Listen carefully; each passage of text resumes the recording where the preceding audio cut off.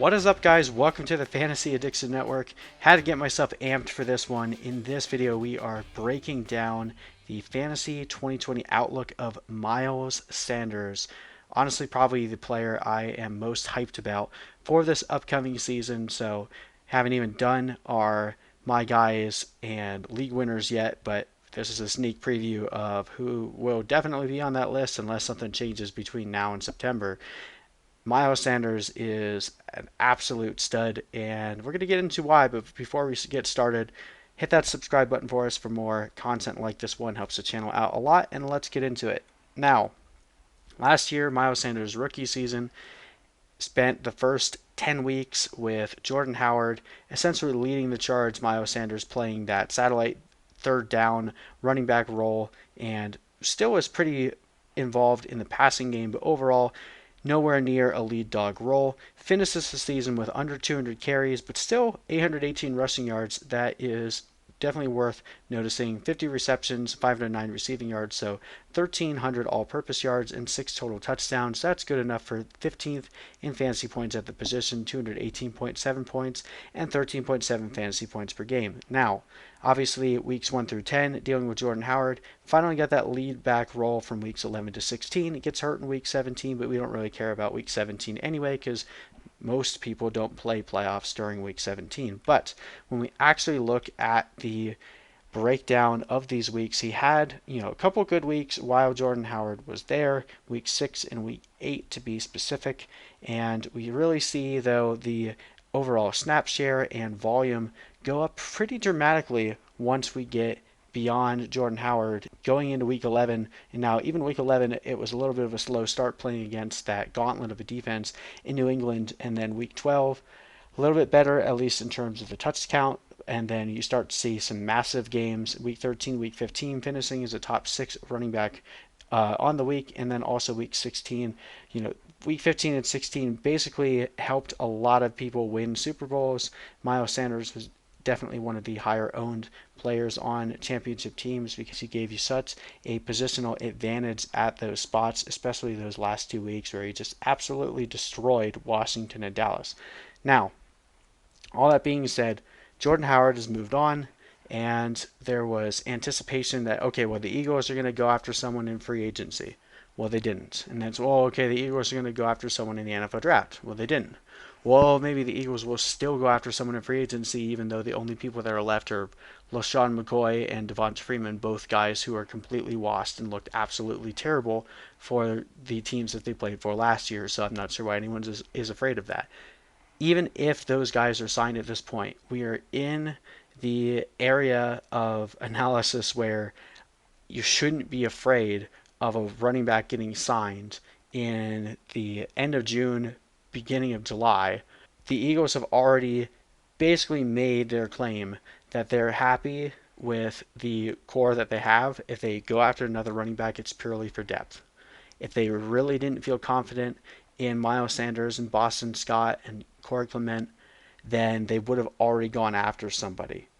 They had enough draft capital to do it. They had enough ability to go after someone in free agency. I don't even understand why that's an argument anymore.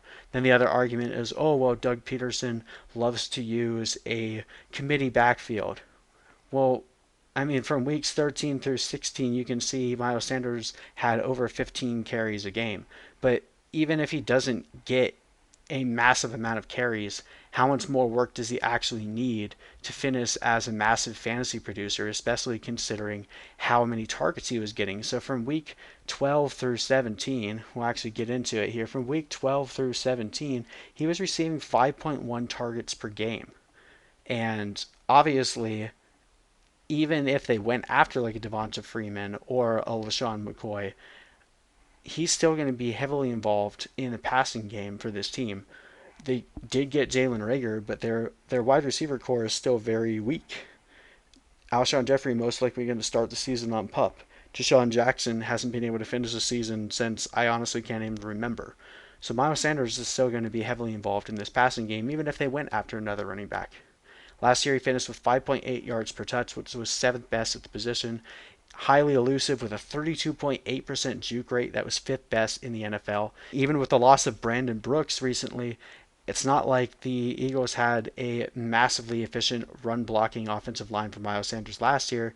He had a run blocking efficiency of 72.2, which was 28th best in the NFL. So even if that goes down slightly, I'm not too worried about how that's going to impact Miles Sanders, just considering the way that he plays, and it wouldn't affect him too much in the passing game either. The Eagles have 128 vacated targets that will likely be dispersed up between Jalen Reagor and some of the. If Deshaun Jackson plays a bigger role, then obviously some of those targets will go to him. But Miles Sanders should be pretty heavily involved. Lots of carries to go around as well. So while we're not expecting Miles Sanders to see a volume similar to that of Christian McCaffrey, it's really not hard to tell a story that he continues to see volume similar to what he saw in weeks 11 to 16. In weeks 11 to 16 of 2019, he had 112.5 fantasy points, which is the third most in PPR leagues, finishing with 18.8 points per game, which was seventh best. Now, another stat I want to share with you guys, TJ Hernandez at TJ Hernandez on Twitter had posted a few days ago too. He broke down that Miles Sanders averaging about 5 targets a game. That would put him on pace for 80 targets. Since 1992, when targets began to be tracked, there had been 61 running backs that have had 80 targets.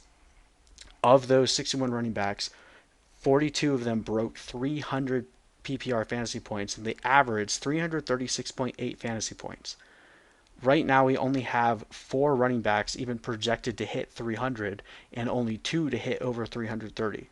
So if he was to get 80 targets, which would be highly likely considering the way that they were using him towards the end of the season, obviously assuming health, on average you would expect him to be hitting above 300 fantasy points, which would put him at least in the top 5 of running backs. Only one of those 61 running backs failed to break 200 points. And we already saw last year with not even close to a full workload, Miles Sanders already broke 220 fantasy points. Our projections for him are very modest. We have him getting over 1,000 rushing yards. It's only about 200 more than he got last year, and considering Jordan Howard is going to be gone for the whole season, we just expect Miles Sanders to have a few more carries each game, even if they do run a committee with Boston Scott and Corey Clement. We expect him to get a few more receptions. We have him getting 59 receptions, which still I feel could actually be pretty low considering he had 50 receptions in his rookie year, and again wasn't even the sole or main starting running back for over half of the year. So only jumping him up 9 receptions, giving him a few more receiving yards of 522, and jumping his total touchdowns to 10, which considering he got most of those 6 over the last 6 games of the season, doesn't seem that unreasonable to expect him to get a touchdown basically every other game. That would give him 273.2 fantasy points, which would clearly have him in the top 8 at the position, sneaking into the top 6 if you have some other guys fall off a little bit.